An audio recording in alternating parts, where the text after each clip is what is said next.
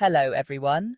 Today, we're diving into the latest chapter in Prince Harry and Meghan's journey as they continue to build their lives here in the United States. Ever since their move to California in 2020, a certain former president has had plenty to say about their choice.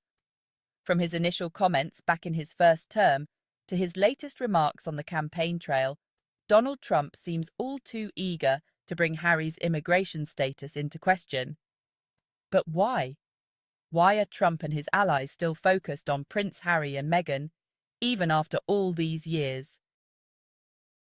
In today's video, we'll look at the ongoing battle around Harry's visa, Trump's stance, and why Harry's presence in the US seems to rile up certain figures, especially those from Britain's political scene.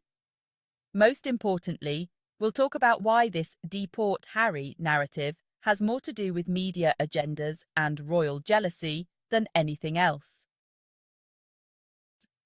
Let's go back to where this all began. Trump has been vocal about Harry and Meghan for years. Ever since they left the UK and found a new home in California in 2020, Trump has been throwing around opinions, questioning their motives, and, more recently, even suggesting deportation. Back during his first term, Trump took jabs at them, accusing Harry of betraying the Queen and calling his departure unforgivable. But let's remember, when Harry and Meghan moved to California, Trump was president. He could have refused Harry's visa, but instead it was approved. And now, with his re-election, Trump is once again surrounded by British allies like Nigel Farage, who are no strangers to anti-Harry rhetoric. So, yes, it's obvious that Trump and his circle aren't fans of Harry's new life. But here's what they can't seem to understand. Harry has proven himself as the true protector of his family, standing up against those who continue to misrepresent him and Meghan in the media. He doesn't need Trump's approval or his so-called protection to defend his family. Now, let's dig into the visa drama that's been dragged out over nearly 2 years. The conservative think tank, the Heritage Foundation, has spent an exhaustive amount of time trying to gain access to Harry's immigration records. Why? They argue that Harry's admission of past drug use in his memoir, Spare, should have made him ineligible for a visa. Yet, here he is, legally residing in the US with his family.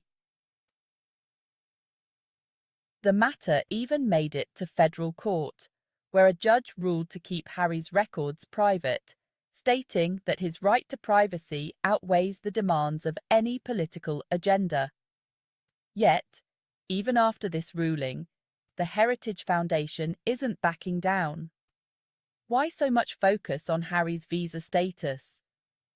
Honestly, this is less about legal principles and more about keeping Harry's name in the headlines, a tactic we know too well from the British media's constant obsession with the Sussexes.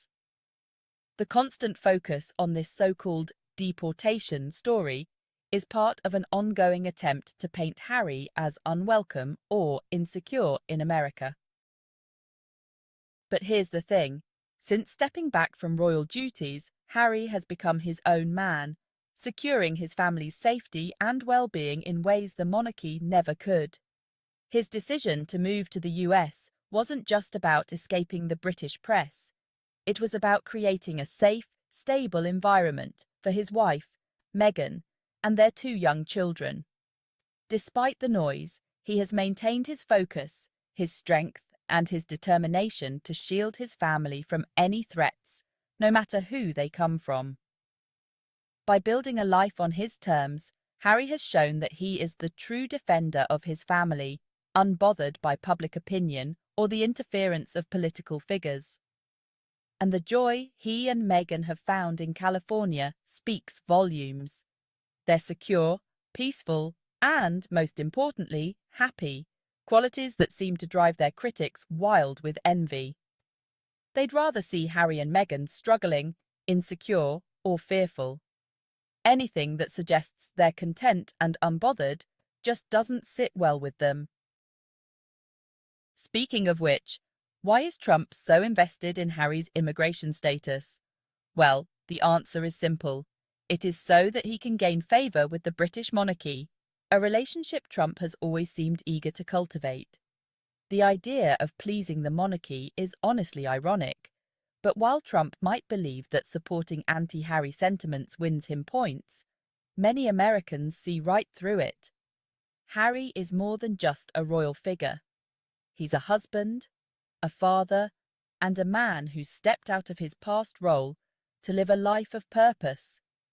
Whether Trump genuinely believes in this mission or not, the fact remains that Harry's influence, popularity, and life's work far outweigh the pettiness of a political feud.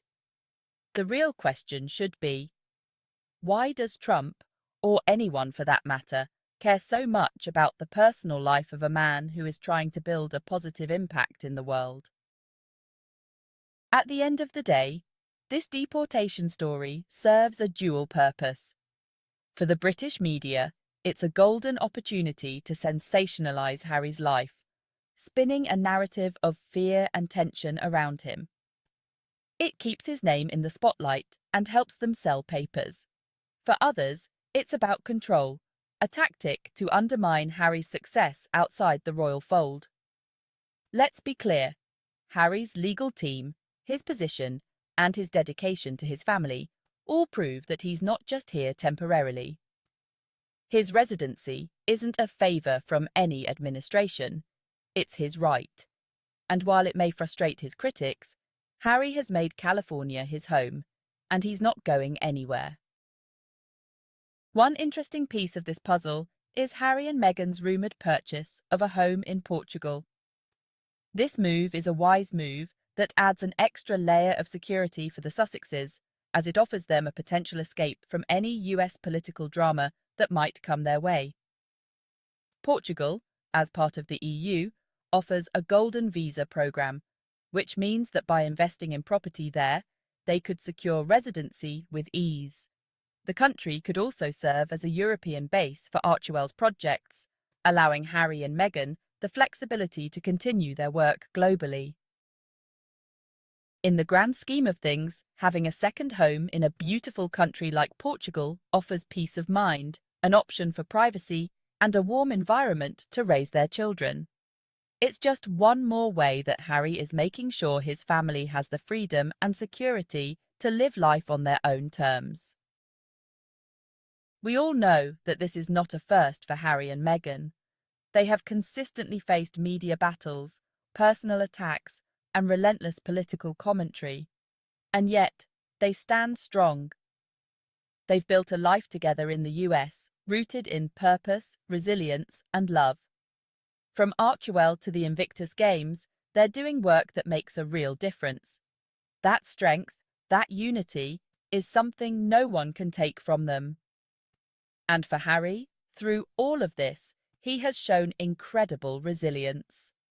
Despite the ongoing scrutiny, he's been steadfast in his commitment to his family and his values. Trump, the Heritage Foundation, and the British tabloids might keep trying to poke holes in his life, but Harry's determination to provide for his family and lead a life of purpose remains unshaken. He's proven that he doesn't need anyone to protect him. He's doing just fine on his own. Thank you for joining us today as we explored this latest chapter in Harry and Meghan's journey and the so-called threats of deportation.